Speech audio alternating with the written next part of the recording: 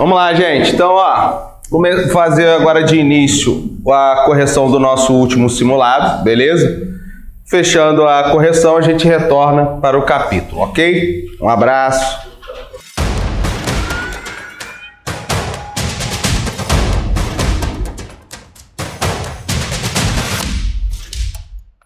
Então vamos lá, gente, iniciando aí nossa correção do simulado, tá? Confere aí, questão 16, que eu peguei pelo rascunho, a gente deixa no rascunho também já enumerado, porque senão eu já mudo ali no gabarito. É 16 mesmo? Então vamos lá.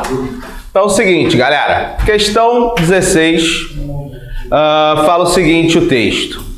A dublagem é o novo campo a ser explorado pela inteligência artificial. E há empresas dedicadas a fazer com que as vozes originais de atores sejam transpostas para outros idiomas. A novidade reforça a tendência da automação de postos de trabalho nas mais diversas áreas. Tem potencial para facilitar a vida de estúdios e produtoras e, ao mesmo tempo, tornar mais escassas as oportunidades para dubladores e atores que trabalham com isso.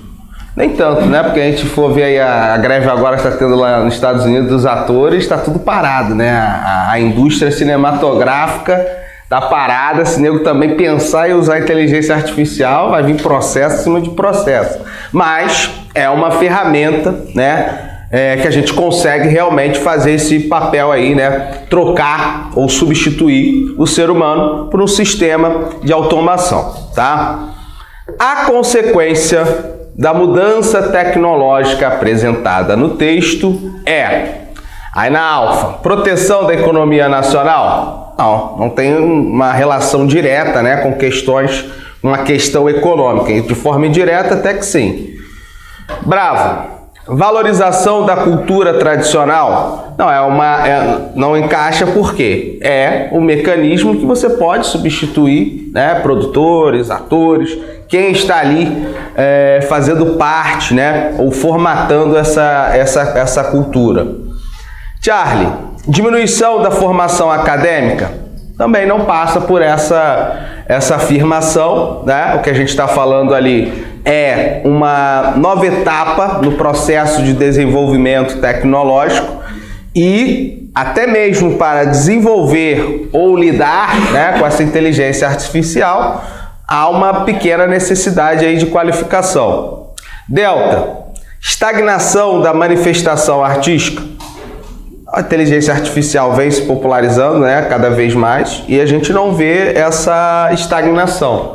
Pelo contrário, né, as produções culturais, elas continuam sendo formuladas, né, e até a própria inteligência artificial pode ser um mecanismo para, diversificar ainda mais as artes. Então, né, gabarito, ampliação do desemprego estrutural, tá? Aí a gente pega os nossos conhecimentos, né, da terceira revolução industrial, quando surge, né, o desemprego estrutural, essa substituição mais efetiva do homem pela máquina ou por sistemas, né, de automação, se encaixa perfeitamente como uma das consequências dessa mudança tecnológica. Aí temos questão 17. Em 2003, teve início o programa de aquisição de alimentos e com ele várias mudanças na perspectiva dos mercados institucionais. Trata-se do primeiro programa de compras públicas com uma orientação exclusiva para a agricultura familiar, articulando-a explicitamente com a segurança alimentar e nutricional, né? Na última aula até comentei com vocês, os últimos números são de 70 milhões de brasileiros dentro, né, de uma faixa de insegurança alimentar, né, e mais de 20 milhões passando fome no país. O programa é destinado à aquisição de produtos agropecuários produzidos por agricultores enquadrados no Programa Nacional de Fortalecimento da Agricultura Familiar, o PRONAF, incluídas aqui as categorias assentados da reforma agrária, trabalhadores rurais sem terra, acampados, quilombolas, agroextrativistas, famílias atingidas por barragens e comunidades indígenas, tá? Então é uma ação, né, do governo que começa ali no início dos anos 2000, que visava não só atenuar as questões da fome, mas também reforçar, né, a questão, a parte, né, ou a economia para os pequenos produtores rurais. Lembrando, né, o nosso campo é um campo extremamente concentrador, né, repulsivo, onde os latifundiários ou as grandes empresas do ramo rural, eles acabam tendo os maiores benefícios, né, enquanto os pequenos produtores são marginalizados. Gradativamente a gente vê programas que tentam atenuar esse desequilíbrio, né, essa desigualdade, mas ainda é possível, né, perceber a grande disparidade entre esses dois lados, ou como a gente viu no próprio texto da nossa apostila, as duas faces do nosso campo, tá? A ação governamental descrita constitui-se uma importante conquista para os pequenos produtores em virtude inovação tecnológica. Em nenhum momento, né, cita ali questões de inovação. Bravo. Reestruturação fundiária, também não fala, né, questões de reforma agrária, né, ou distribuição, ou uma distribuição de terra, seja qual for. Também está fora. Charlie, comercialização garantida? Pode se encaixar, né, porque ele está garantido que esse programa de aquisição ele está destinado diretamente àqueles que estão enquadrados, né, dentro do PRONAF. Delta, eliminação no custo de frete. Também em nenhum momento fala dessa questão e, de certa forma, você necessita do frete, área de produção, até, né, a chegar à mesa dos consumidores. Eco, negociação na Bolsa de Valores? Também não, a gente está falando de uma estrutura agrária pequena, né, não está dentro do mercado de commodities, como soja, milho e outros, né, produtos relacionados ao nosso setor agropecuário, também não vai se encaixar. Então, como a gente já tinha visto anteriormente, Charlie.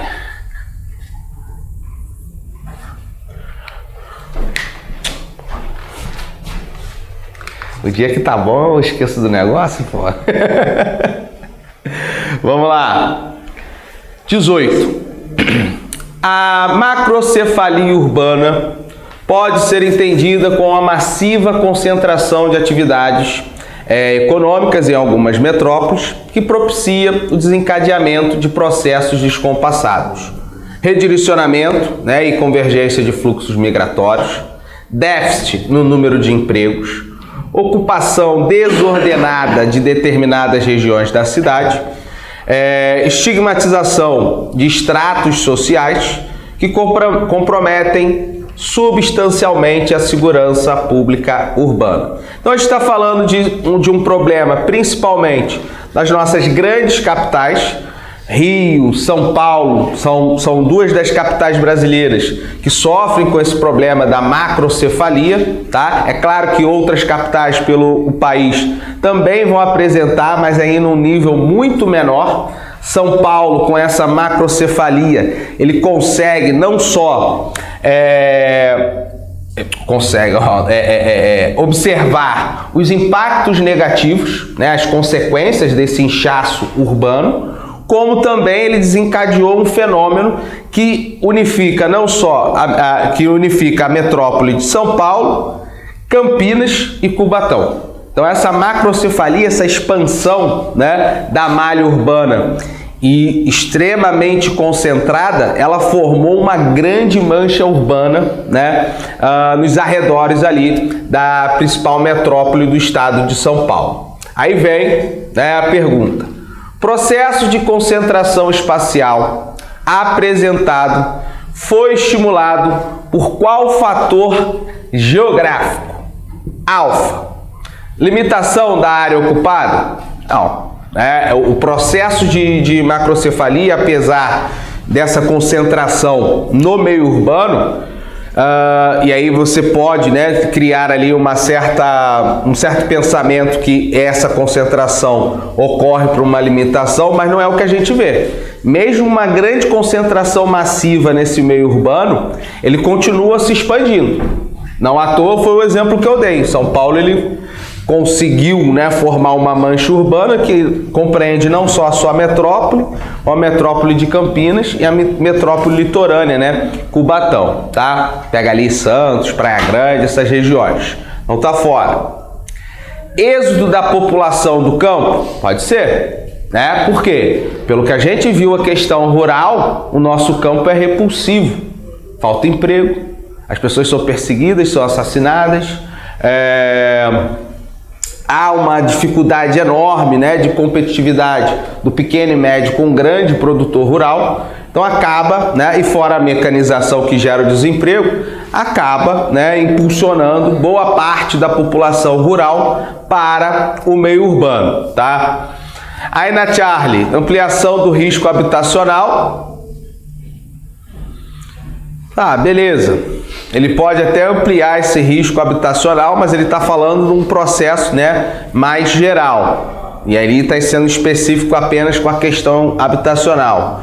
No Delta, deficiência do transporte alternativo, né? Então, se a gente ainda tivesse ali o transporte regular, transporte coletivo, ok, também gera uma deficiência, tá? O alternativo ele vem para complementar, na maioria das vezes são ilegais. Crescimento da taxa de fecundidade. Pelo que a gente já começou a observar, e até mesmo, né, acompanhando as notícias, a gente sabe que a taxa de fecundidade brasileira, na realidade, ela vem em declínio, né? E esse inchaço não é gerado por alta natalidade ou fecundidade, e sim a movimentação de pessoas dentro do território. Tanto que a gente encaixa aí o gabarito, né? Letra B, bravo.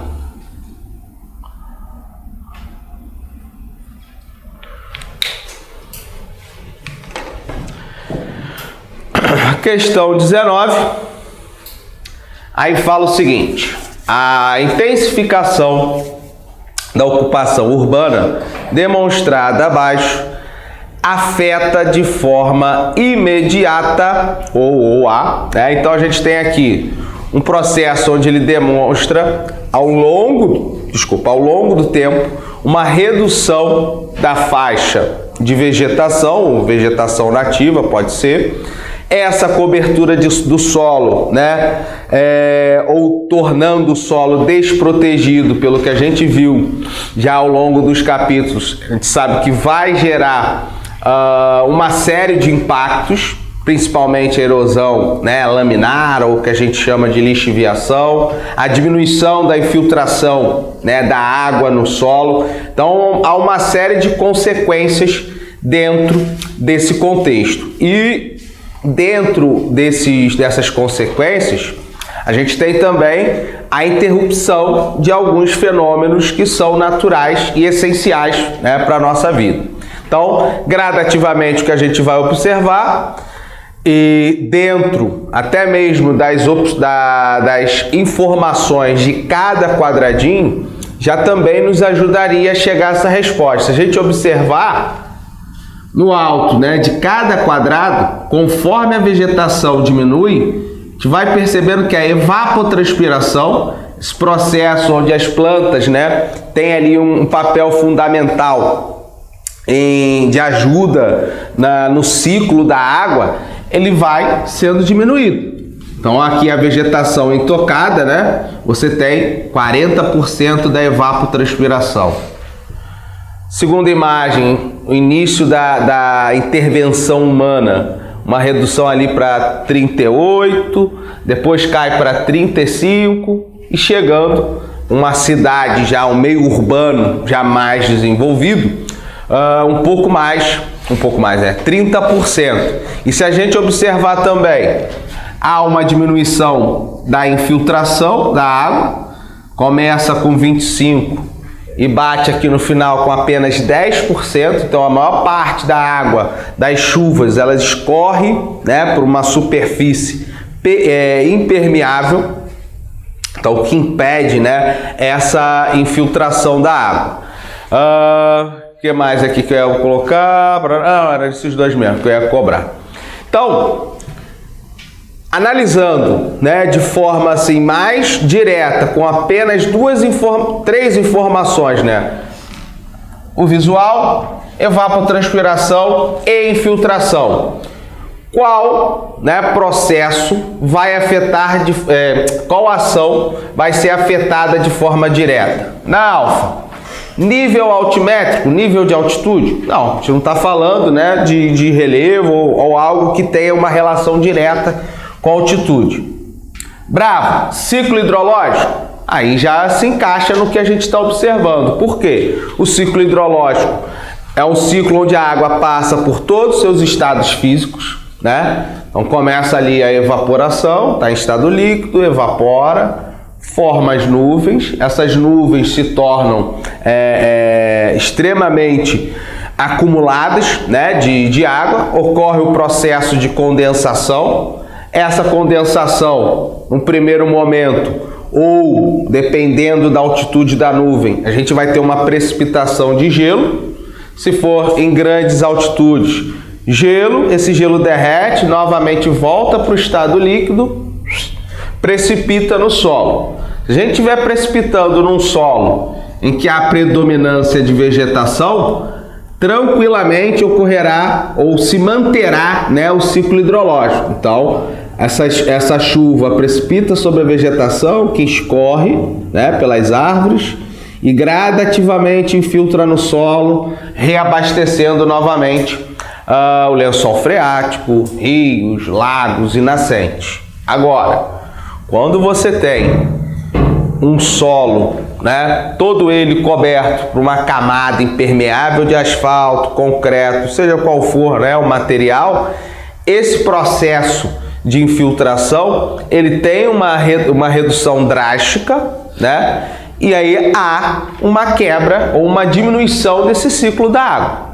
Então, o volume de água que antes se mantinha nessa região, hoje ele é extremamente reduzido por não haver mais a cobertura vegetal e o impedimento, né, da infiltração da água no solo, ok? E aí, por consequência, essa superfície impermeável vai gerar as inundações, né, enchentes nas grandes cidades e que ocasiona uma série de outros impactos urbanos, tá? Aí na Charlie falava de padrão climático, em nenhum momento se fala de forma direta, né, sobre os climas.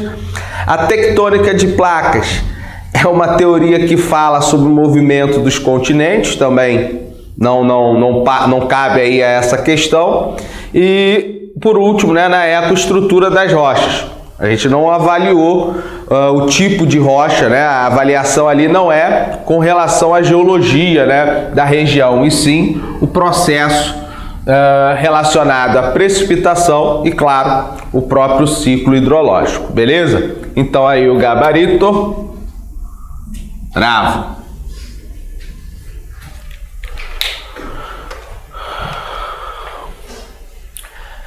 Questão 20. Brasileiros levam mais tempo de casa para o trabalho. Pesquisa do IBGE aponta que a situação é mais grave no Sudeste. 13% das pessoas levam mais de 1 hora para chegar ao trabalho. Nas regiões metropolitanas de São Paulo e do Rio, o IBGE registrou os maiores percentuais de trabalhadores que levam mais de 1 hora no trajeto até o emprego. Aí fala ali, né, um exemplo. Quem vê o Marcelo chegar ao trabalho nem imagina a maratona que ele enfrenta todos os dias antes das 5. Acordo 4h30, saio 5 horas, pego o trem 5h20, chego na central 6h50, Pego o ônibus e chego no trabalho mais ou menos 7h10. Segundo especialista, são os mais pobres que moram mais longe do emprego. Então aqui a gente está falando de uma dinâmica urbana, tá? Um movimento populacional diário, tá? Então é um fenômeno diário. E normalmente a gente vai observar dentro das regiões metropolitanas, né? Eu acho que foi na última mesmo ou na penúltima aula, eu citei rapidamente, né, essa questão, não me aprofundei tanto, mas deixei ali claro, né, essa questão de você ter esse movimento diário, de sair de casa até o trabalho e voltar, como, né, essa espécie de pêndulo, que é o próprio gabarito. O texto também já nos traz a camada, né, da sociedade que mais sofre com essa problemática, são os mais pobres. Vamos pegar a nossa realidade aqui do Rio de Janeiro. O cara que mora, por exemplo, Japeri e trabalha nem no centro, na zona sul do Rio de Janeiro, a gente está falando de um trabalhador que vai sair de casa não é às 5 horas, né, como é o nosso exemplo. O cara que sai de casa 3 horas da manhã, já pega o trem lotado, desde Japeri, aproximadamente 2 horas de viagem até chegar à Central, e dali continua a maratona, né, ônibus, seja qual for o outro meio de transporte que esse cara vai pegar para chegar até o seu trabalho. Consequentemente, no final do dia, mesma rotina. Lata de sardinha, né, que é o trem. Chega em casa cansado, come e dorme. Oi, tudo bem? Aí vai lá, come, toma um banho, né? Comeu, até amanhã. E vai dormir. A vida do cara de segunda a sexta é essa. Se trabalhar, ainda tem que pontuar isso. Se o cara trabalhar de segunda a sexta só. Se trabalhar sábado, pega também. Então, assim, teve uma época, rapidamente, né? Aqui no Rio, a gente tinha ali um hotel popular na Central. Ele ficava lotado. Era R$1 pro cara ficar.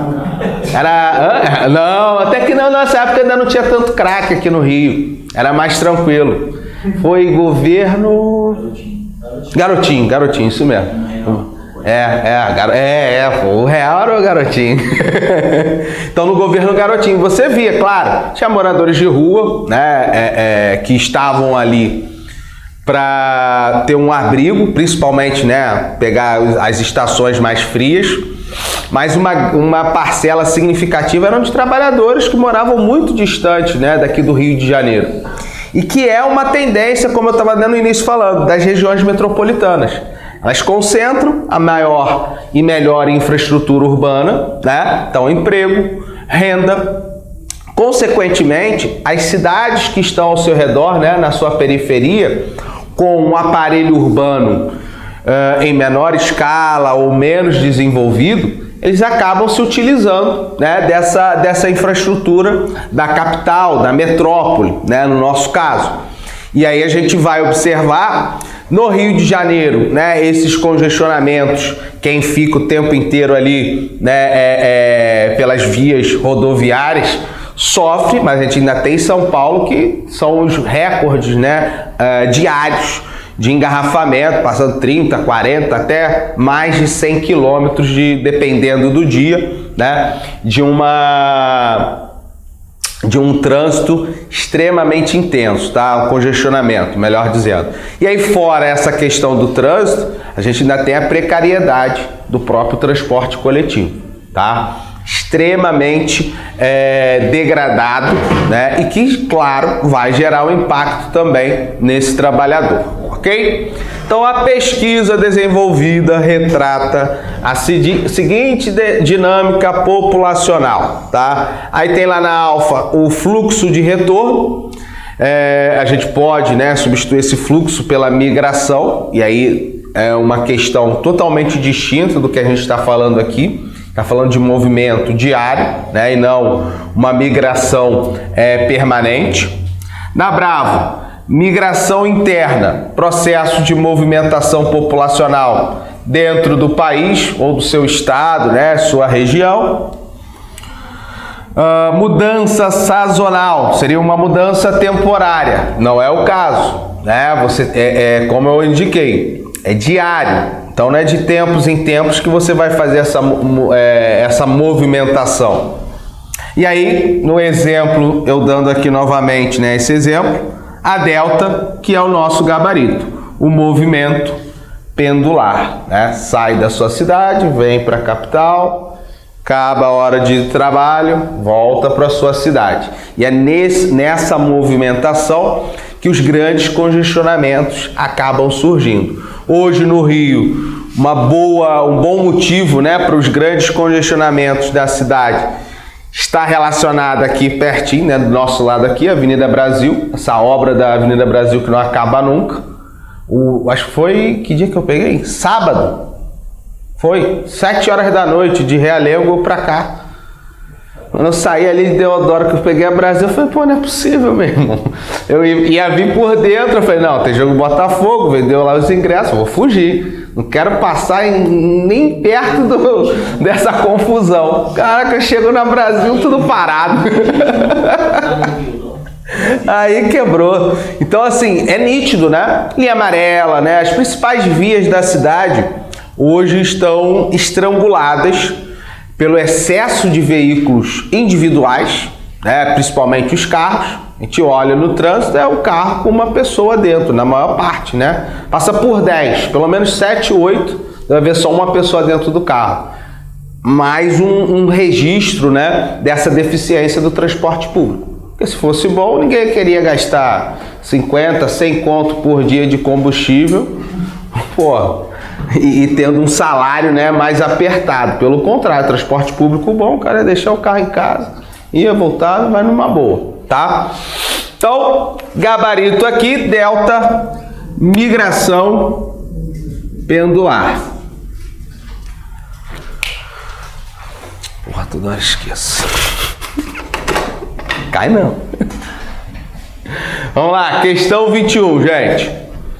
A rotação de culturas é um método que consiste na alternância de uma cultura, de uma leguminosa, com outra cultura de não leguminosa. Aí tem o exemplo, né? Alternância ali de uma plantação cana ou milho com de amendoim ou feijão, né? De forma periódica.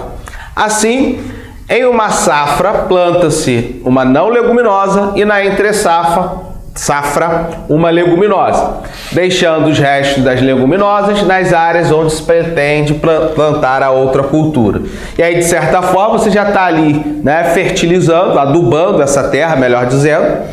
É uma forma para quem não tem acesso a sementes transgênicas, insumos, né, mais modernos.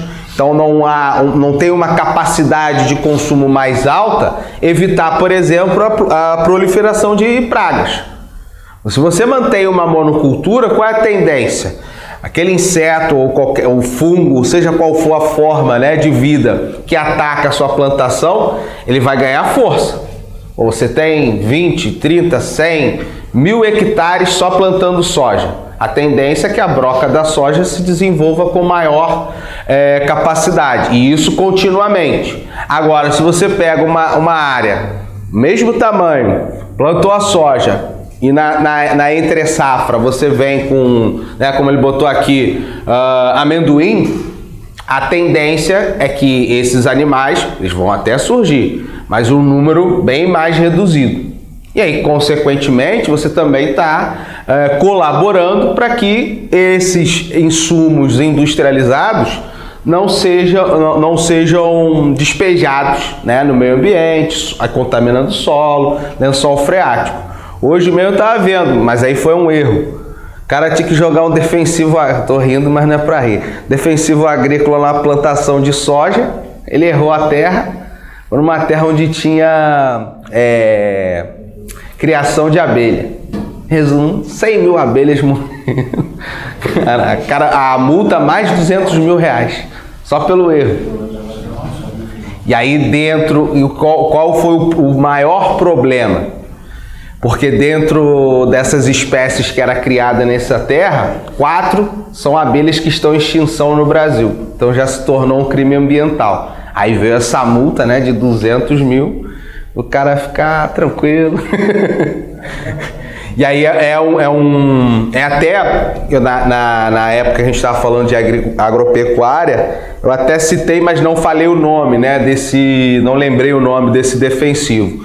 É um dos defensivos que nos últimos anos foram liberados para os grandes latifúndios. E aí até comentei aqui sobre também mortes de abelha em Santa Catarina, com esse uso intenso. No caso de Santa Catarina, eram abelhas que estavam no habitat natural.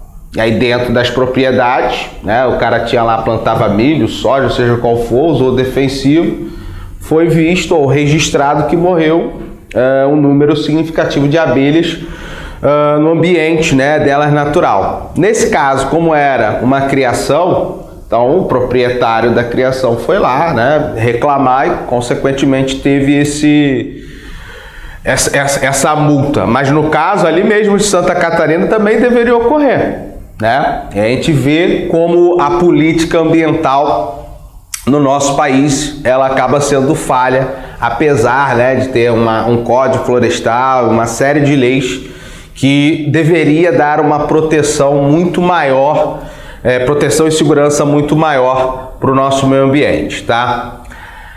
A forma de manejo exemplificada desenvolve um modo de uso da terra que proporciona, aí na alfa, redução dos nutrientes no solo? Não, porque você está também rotacionando, então o nutriente que a cana ou o milho retira do solo, ele é totalmente distinto do amendoim ou feijão. Então, nesse caso, você consegue manter um equilíbrio desses nutrientes. Então, num período, você vai ter ali o milho tirando, né, determinados tipos de nutrientes do solo, faz a colheita, planta-se ali o amendoim vai tirar outros nutrientes, então você consegue ter ali, né, uma recuperação do nível de nutrientes que antes, né, de antes dessa plantação e colheita do milho, ok? Bravo. Compactação das camadas superficiais. Nenhum momento fala sobre o uso de maquinários pesados ou mesmo desse impacto, né, no solo com relação a essa compactação que vai levar à morte do solo, né, ou à perda da sua fertilidade. Charlie, fixação do nitrogênio pelas raízes dos vegetais. Pode se encaixar, porque aí você tem ali a possibilidade, né, de manutenção da saúde do solo, porque você também está rotacionando e entra mais ou menos no próprio exemplo que eu dei aqui na alfa, tá? Onde ele fala de redução e aí, né, a gente bate em cima que não há uma redução, pelo contrário, há uma manutenção dos nutrientes. Então, se você mantém o nutriente no solo equilibrados e esse solo, pegando até a própria Bravo, não passa por um processo de compactação, todo o processo de fertilidade ele vai ser mantido. Então, a gente vai observar desenvolvimento, crescimento de micro-organismos, a manutenção dessa fertilidade, a possibilidade da infiltração da água, do ar e que, por consequência, vão ajudar, né, na manutenção da área agricultável, tá? Delta, intensificação da erosão pelo intemperismo físico. O intemperismo físico ele ocorre pela ação principalmente da temperatura, então o sol ou a diminuição do calor. Normalmente o intemperismo físico ele age diretamente em grandes blocos rochosos, fazendo ele expandir e se retrair, né? Esse efeito sanfona fragiliza e aí o processo de soltura, né, ou quebra de parte desse grande bloco, ou uma parcela desse bloco, é que a gente vai chamar de erosão. O texto ou a própria pergunta não fala sobre essa questão do intemperismo e erosão diretamente nos solos. Ele está querendo saber uma forma, se essa forma de manejo, né, vai proporcionar, qual o efeito, positivo que essa forma de manejo pode proporcionar à terra. Então a delta também fora. Eco, concentração de sais por mecanismos de irrigação. Tendo a questão do rotacionamento, tá, das culturas, ele acaba também evitando um pouco essa questão dos sais minerais, porque aí entra mais uma vez o que eu expliquei aqui na alfa. Como cada tipo de cultivo retira, né, um componente distinto do solo, você consegue equilibrar. É mais comum a gente observar uma concentração de sais nas monoculturas, tá? E aí, na maioria das vezes, que há uma elevação desses sais ou do sódio, né, no solo, ele vai estar relacionado que aquele tipo de cultivo ele não precisa ou não retira tanto sal, né, da terra. Por consequência, essa terra começa a ficar, né, com níveis mais elevados de sais. Então, do ponto de vista, se que tivesse caído, do ponto de vista do manejo do solo, que é uma forma de você preservar a terra para manter o cultivo, a opção que melhor se encaixa é a Charlie, que fala da fixação do nitrogênio pelas raízes. Há uma necessidade, né, de oxigênio, nitrogênio no solo. E fora isso, as demais opções, todas elas estão trazendo impactos.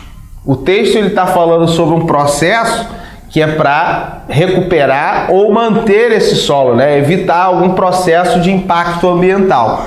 Então, ficamos aí com Charlie.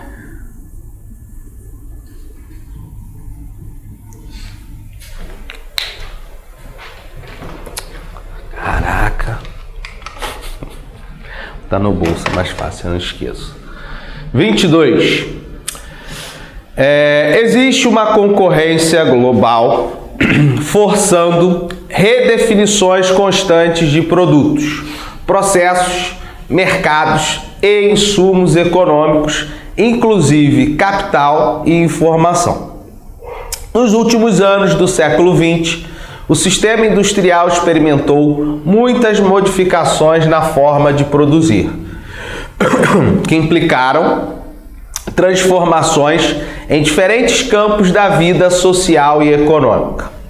A redefinição produtiva e seu respectivo impacto territorial ocorrem no uso da... Então, quando ele começa a falar, né, desses processos, e aí a própria segunda parte aqui do texto, né, falando de modificações na forma de produzir, é um processo que a gente observou durante as revoluções industriais.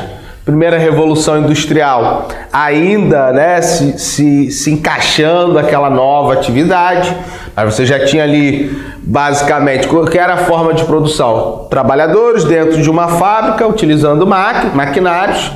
Naquele primeiro momento, um trabalho extremamente extenuante, com horas de trabalho excedentes, né, sem uma salubridade. Já existia ali a figura do gerente. O cara estava coordenando a produção. Segunda revolução industrial, aí começa o desenvolvimento, né? Primeiro a teoria ia falar keynesianismo, né? Deu um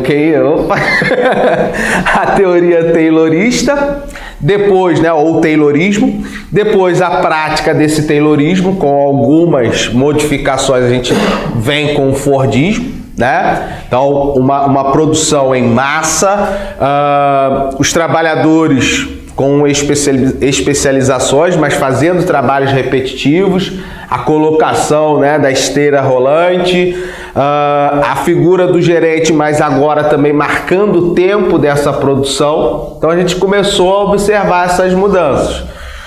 Da segunda para a terceira, né, a gente tem toyotismo, just in time, né, dentro do processo produtivo, então trabalhadores mais qualificados, os grupos de trabalhadores em células, né, a questão de você reduzir o custo os custos foi levado mais em consideração, então grandes volumes de matéria-prima, grandes estoques desapareceram, os estoques bem diminuídos, né?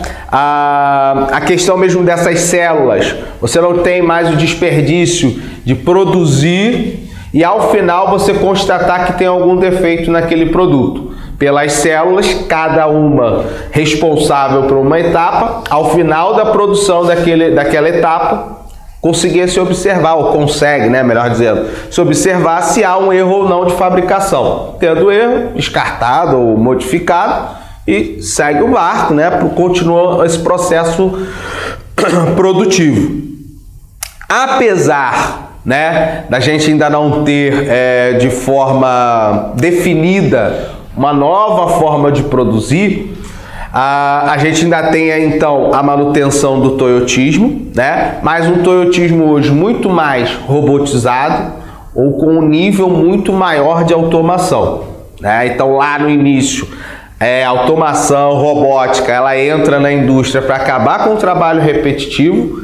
Agora na quarta revolução não. Está envolvido em todo o processo produtivo, uma relação direta, inteligência artificial, que a gente falou lá na primeira questão, a internet, né? Então você tendo acesso a uma internet com maior capacidade, né, de levar informações, maior velocidade, vai ajudar nesse processo da quarta revolução.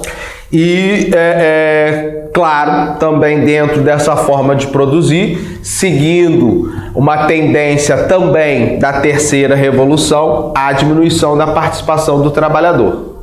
Cada vez mais há um aumento das máquinas e uma redução da figura, né, do ser humano dentro desses ambientes fabris, tá? Então, com relação a essa redefinição produtiva e o respectivo impacto, Alfa, técnica fordista com treinamento em altas tecnologias e difusão do capital pelo território. É incorreto, né? Porque você não vai ter ali esse treinamento em altas tecnologias. Acabei de falar aqui nessa explanação, era um trabalho repetitivo, né? Então a gente tinha ali técnicos e não uma mão de obra altamente qualificada. Bravo. Linha de montagem com capacitação da mão de obra em países centrais e aumento das discrepâncias regionais. Linha de montagem, ok. Capacitação da mão de obra em países centrais. Também não passaria. Você tem ali a experiência de trabalho, né? Essa capacitação não se encaixaria dentro também do sistema fordista. Charlie, robotização, melhorias nas condições de trabalho e remuneração em empresas no Sudeste Asiático. Robotização, ok. Melhoria nas condições, pelo contrário, né? Há uma degradação pela terceirização do trabalho, que também é um fenômeno relacionado à terceira revolução ou processo, né, de robotização. Melhoria nas condições e a remuneração melhor no Sudeste Asiático. Pô, quem dera, né, para o pessoal de lá ia ficar feliz. Passar para eles essa informação. Aí, ó. Incorreto também.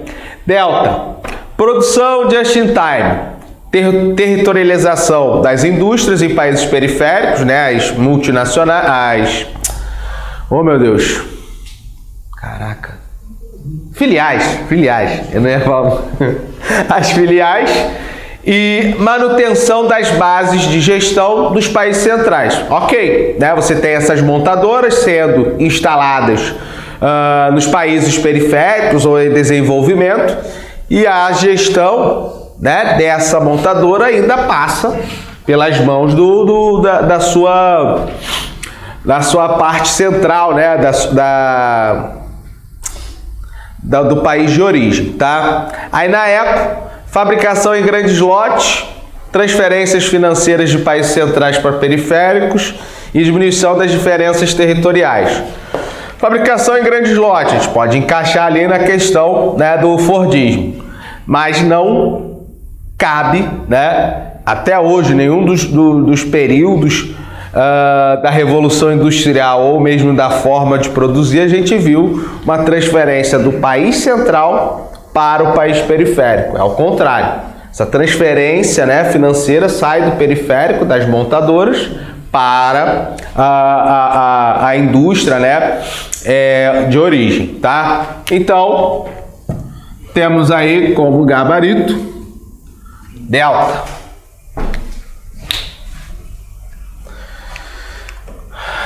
É a última, né? 23? 23 e última. Atualmente, não se pode identificar o espaço rural apenas com a agropecuária, pois no campo não há somente essa atividade. Embora ela possa ser a mais importante na maioria das regiões situadas no interior do país, não é procedente se pensar no campo dissociado das cidades, tá? É um texto que fala diretamente do campo no Brasil, tá? É um livro sobre geografia agrária, levando em consideração as nossas áreas de agricultura moderna, e a gente falou isso em aula, a modernização da agricultura gradativamente, né, foi levando novas tecnologias, novos maquinários nas últimas décadas, ou no início, melhor dizendo, do século XXI. A agroindústria, né, um novo movimento dentro do campo, impulsionou ainda mais uma necessidade de criar uma infraestrutura urbana nesse meio rural. E aí, dentro do próprio assunto, eu comentei que nessas áreas de agricultura moderna, fica difícil você associar aquela região a um ambiente rural ou ao campo. Por quê? Esse processo de urbanização levou não só à formação, né, desse ambiente urbano no interior, mas junto com ele todos os serviços que a gente pode encontrar, no caso, né, do Brasil, em cidades de médio porte, muito mais próxima, né, a uma grande metrópole, né, como o caso dentro de uma região metropolitana. Então, não só a indústria, como também houve a necessidade da chegada do setor de serviços. É essencial o comércio, é essencial hoje instituições financeiras, é necessário o serviço de internet, né, o serviço de telefonia. Então, as atividades, melhor dizendo, comuns que a gente encontraria no meio urbano, com a agricultura moderna a gente passa a encontrar essa estrutura no espaço rural. E aproveitei ainda até mesmo para falar que essa modernização do espaço rural também tem contribuído para movimentos populacionais internos, né? Você tem principalmente um aumento da migração intra-regional, né, dentro da região. Então, pegar, né, o exemplo de São Paulo, o inchaço populacional de São Paulo e todos os efeitos que uma grande cidade pode apresentar com esse inchaço, criou-se gradativamente um movimento de saída de São Paulo para as cidades médias do interior, que vinham passando por esse processo de modernização, tá? Então, não é só aqui no Brasil, a gente vai observar esse movimento em qualquer parte do mundo, que a agricultura moderna esteja ali inserida e, por consequência, né, tendo a sua infraestrutura também contemplada, que é, né, a formação de meios urbanos no chamado campo. Então, a realidade descrita no texto deriva do processo alfa de áreas cultivadas. Em muitos casos, você não tem a necessidade de expandir a área cultivada para levar essa modernização do campo. A modernização do campo passa pela estruturação, né, das propriedades, e aí, por consequência, você vai ter as áreas que são consideradas urbanizadas nesse meio rural, passando por um maior desenvolvimento. Bravo! Expansão do setor de serviços? Pode ser, é uma característica das grandes cidades, E aí ele fala no final, não é procedente se pensar no campo dissociado das cidades. Então, uma das características, uma das atividades econômicas mais comuns, né, no meio urbano está relacionada ao setor de serviços, né? A indústria ela está presente, mas o serviço é que absorve, na verdade, a maior fatia do mercado, né? A maior fatia dos trabalhadores, é quem arrecada o maior volume de capital. Então, por consequência, é uma opção válida aí para esse processo de expansão. Na Charlie, proporção de idosos, em nenhum momento a gente trata, né, questão populacional, de forma ali direta, né, falando de idosos. Delta, expansão de regiões metropolitanas? Não, e na própria explicação eu falei, são cidades mais para o interior, afastado da região metropolitana. Da mecanização produtiva, processo de mecanização, ele tem ali uma participação, tá? Nessa realidade atual do espaço rural, mas o que vai realmente configurar essa modificação do campo é quando você tem um setor de serviços mais diversificado no meio urbano. E aí você consegue se aproximar cada vez mais dos grandes centros urbanizados, beleza? Gabarito aí. Bravo. Essa questão aí, quando eu li lá no simulado, o senhor leu de um jeito aí o texto. Mas eu interpretei de outra forma. Que não há somente essa atividade. Eu não imaginei em relação a fazer uma correlação com a cidade. Eu pensei mais no ecoturismo. No ecoturismo, né? Ficou preso no ambiente. A Fobista foi para responder o setor de serviço, porque essa não tem... E aí, consequentemente, está no serviço, Aí quando eu pensei no ecoturismo, que tem outra atividade, sim. que hoje cresce muito, aí até essa relação, né, hoje em dia do ecoturismo. Não, foi ainda bem que tu fez associação com algo que era serviço. O bom foi, mas aí aquela que eu tava brincando aqui no início, a interpretação. Foi pensando mesmo, né? Mas às vezes isso faz parte do próprio cansaço da prova, cara. Às vezes você tá ali, no seu dia a dia mesmo também, tipo, dá umas vaciladas, mas ainda bem que você fez uma associação com algo que era coerente. Vamos lá, galera. Então, fechamos aí. Retornar